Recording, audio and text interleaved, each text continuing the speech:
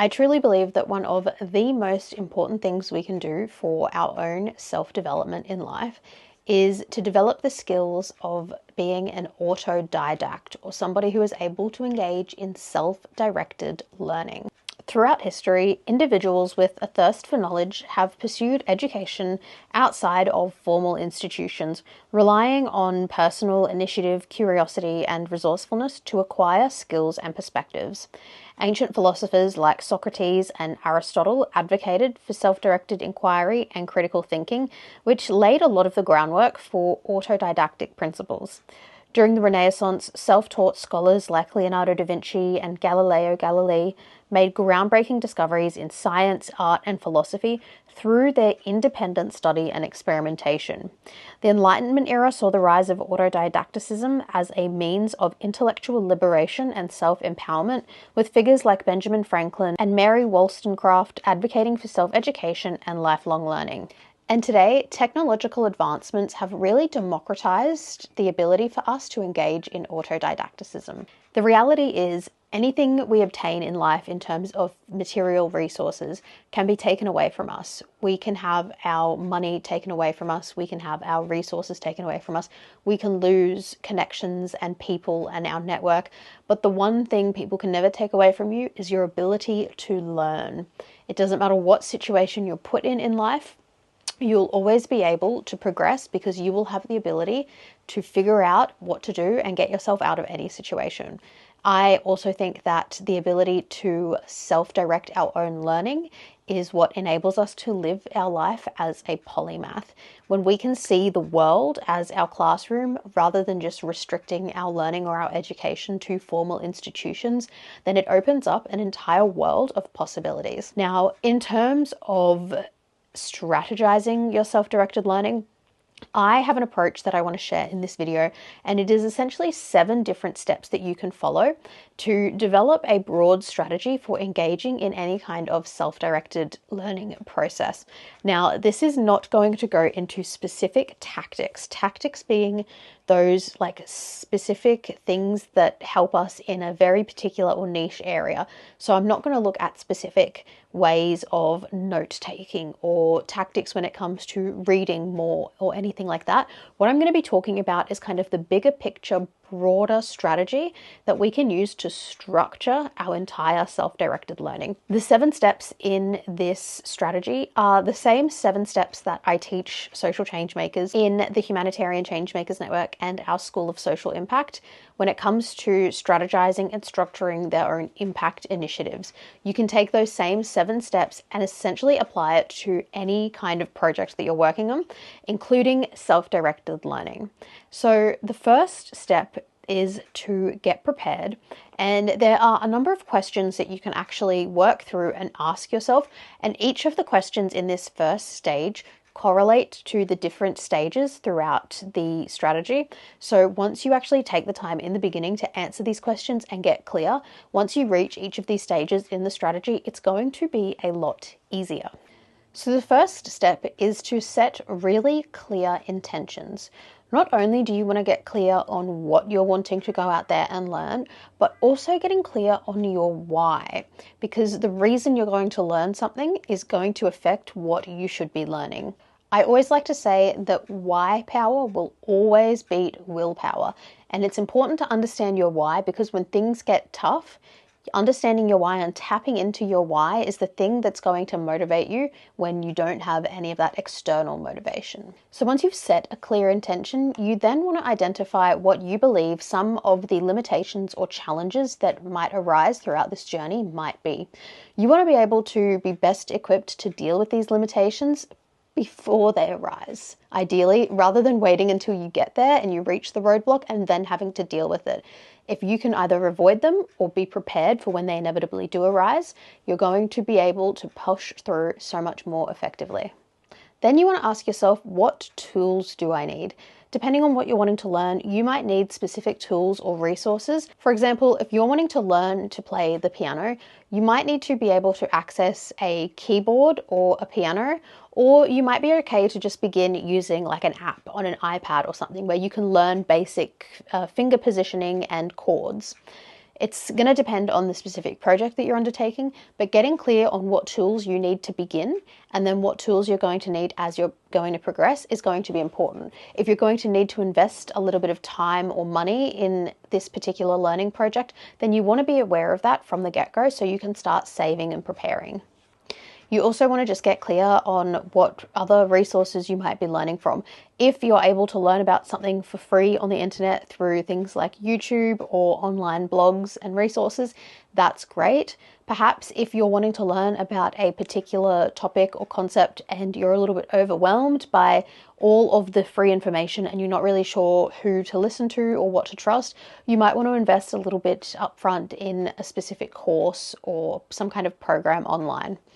These days, there are so many MOOCs out there, massive open online courses, which make learning not only free and easy, but ensures that you're learning from reputable sources and institutions. If you're wanting to learn about something, I definitely recommend checking out what MOOCs there are out there on platforms like Coursera or Udemy or FutureLearn. All of these websites have so many different free courses available. Then you want to ask yourself, how am I going to retain what I'm learning?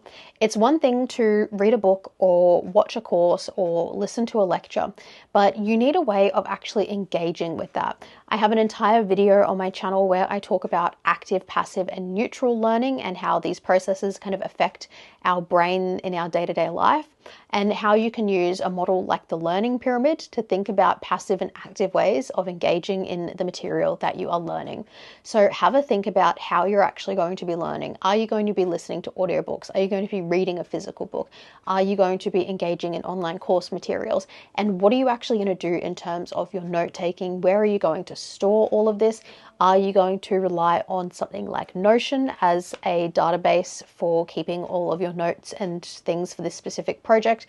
Are you going to go for a more tangible process like commonplacing, where you're actually going to gather your thoughts and add your own drawings and illustrations and keep notes in a physical book?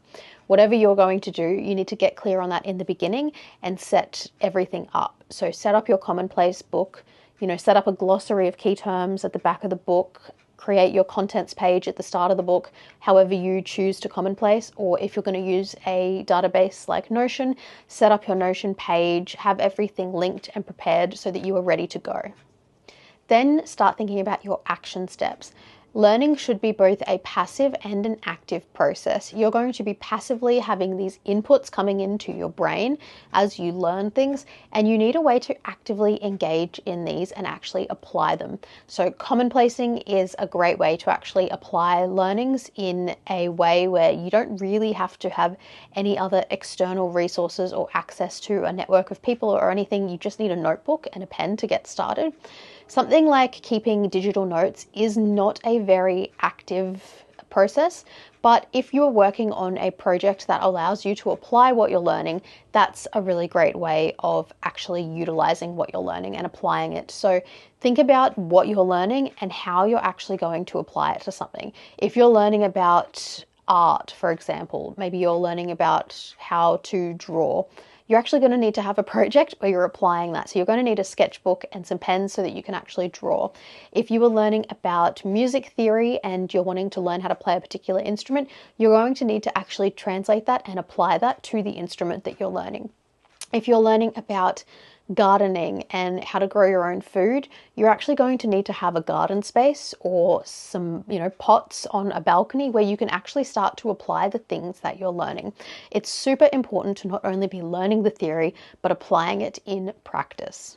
Finally, you want to think about what the ultimate outcome of this project is. It's one thing to be applying what you're learning to a small project so that you're actually engaging with it and understanding whatever you're learning at a deeper level, but you should have an idea of what the ultimate goal is. If your ultimate goal in learning how to grow food, for example, is to actually have a property where you're able to grow food and provide food to members of your local community, then you need to start thinking about that as you're engaging in smaller projects. It's one thing to learn how to grow herbs on your balcony, but you might need to start to think, okay, well, if my ultimate goal is to have a property where I can grow food and support my community, what other skills will I need to learn beyond growing food? Maybe I'll also need to learn how to preserve and store food so that it stays fresh over a longer period of time. Maybe I'll also need to learn skills like seed saving. If you were learning to play an instrument because you want to play a particular song for somebody on their birthday, it's one thing to learn how to, maybe do some scales or play some chords on that instrument, but you want to start thinking about the ultimate goal. If you're learning a new language because you want to be able to have a basic conversation with somebody in that language, then maybe you need to stop focusing on common phrases that you might use when you're traveling in a particular area and instead focus more on really understanding the underlying grammar and syntax behind the language.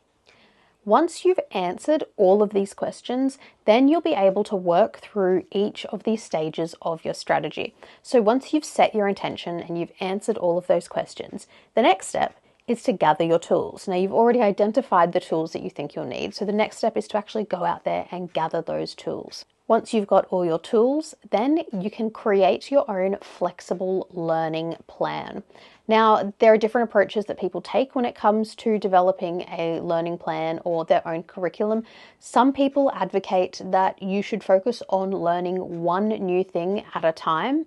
I agree with that to a certain extent, but I think we can have multiple learning projects going on at once, as long as we're not starting them all at once, so that we, as we work through the learning curve, we're probably going to hit some roadblocks and limitations at a certain point. If you start 3, 4, 5 projects at once, you're probably going to hit that kind of roadblock stage at the same time. You don't want to do that. You want to start one project, work at it, and then, you'll have that little dip, and then you'll keep working at it. Then you can start another project. And so you'll have that dip, but you'll still be working on that other one. It's about figuring out what's going to work for you and what your intention is in learning this new thing, and making sure that you set a kind of structure for how you're going to learn in a way that works for you and your life and your existing commitments. You want your learning plan to be flexible enough so that if you are overwhelmed with work or something happens in your life, you don't necessarily have to just disregard it.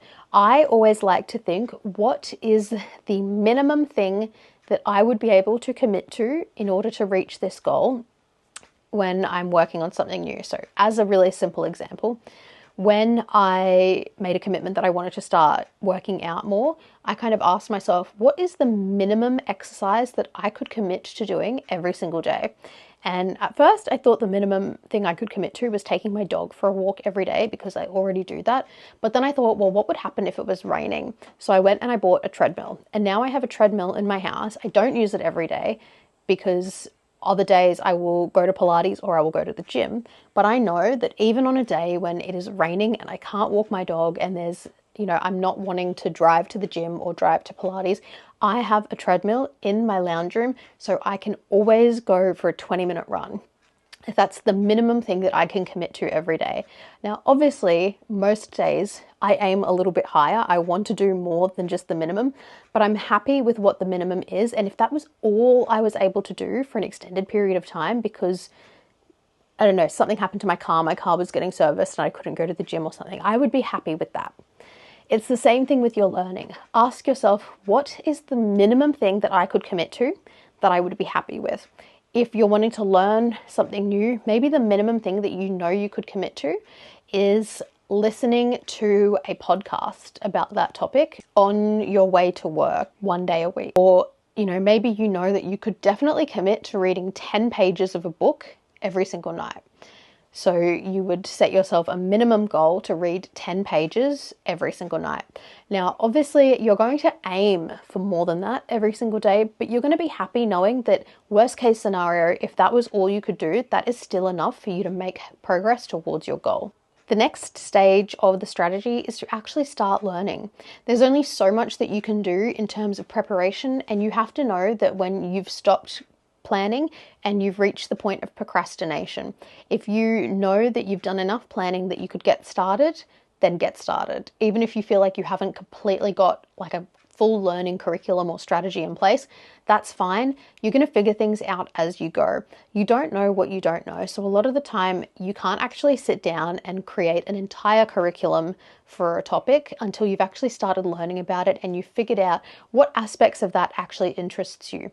You might think that you're really interested in psychology, but then as you start, you might watch or listen to a podcast about Jungian psychology, and you might actually decide, actually, that's what I want to explore in this learning project. But you're not going to know until you actually start. Clarity comes from engagement, not thought. You can only plan so far. There reaches a point where you actually have to start doing things to see progress. The next part of the strategy is to deal with limitations. At the beginning, you would have identified potential limitations or roadblocks that you thought you would face on this journey, and when they arise, you need to deal with them. Maybe you thought that you would be able to run 5 kilometers within a 3-week period, and you've reached the 3-week period and you think, okay, I suck. I cannot run this far. Deal with the roadblock. Don't give up. Go back, reevaluate your plan and think, okay, what is something that I can commit to? And maybe instead of focusing on the outcomes of the goals, you're going to focus on the inputs and what you can do. And you're going to say, look, I'm not where I wanted to be, but the one thing I can do is run for 20 minutes every day. Regardless of how far I run or whatever, you can commit to something like that. When you identified the why behind why you wanted to learn about this particular thing, refer back to your why. Maybe you need to create a motivation board. I have an entire video about the difference between a vision board and a motivation board, but where a vision board is focused on the outcomes that you want to achieve, a motivation board is grounded in your intrinsic why. So maybe you need a way to tap into your why, because why power always beats willpower. The next stage of the strategy is to start working on your project. Theory is only going to get you so far. You need to actually start applying it and learning from doing. So refer back to the learning pyramid, have a look at some more active ways to engage in what you're learning, and think about what your ideal outcome was and your intention behind learning this new thing, and figure out a way to actually start applying your learnings to a real world situation. So those are the 7 stages of the autodidactic strategy or self-directed learning process that I follow whenever I'm working on something new. It's adapted from the 7-stage process that I walk changemakers through whenever they are wanting to work on an impact project. So I hope you found that particularly helpful. I would love to dive into some more tactics in terms of ways we can go about each of these different stages of the strategy. But for now, I think it's really important to just have a general overview of how you can strategize and plan for and begin to execute your journey as an autodidact. I would love to know any tips or tricks that you have for your own self-directed learning in the comments below. And as always, you can check out the blog post accompanying this video on my Purposeful Polymath Substack.